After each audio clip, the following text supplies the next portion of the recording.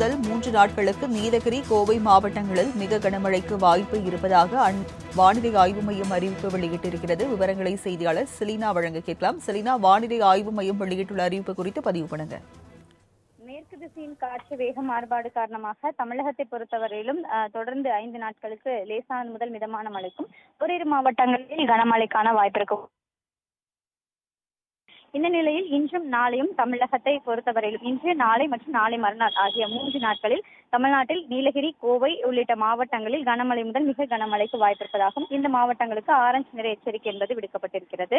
அதே போல தமிழகத்தை பொறுத்தவரையிலும் தென்காசி, தேனி, மதுரை, திண்டுக்கல், திருப்பூர், கரூர், ஈரோடு, நாமக்கல், திருச்சி, சேலம், கள்ளக்குறிச்சி, திருப்பத்தூர், திருவண்ணாமலை ஆகிய மாவட்டங்களை பொறுத்தவரையிலும் இன்று கனமழைக்கு வாய்ப்பிருக்கக்கூடும் என்றும் இந்த மாவட்டங்களுக்கு மஞ்சள் நிற எச்சரிக்கை என்பது விடுக்கப்பட்டிருக்கிறது.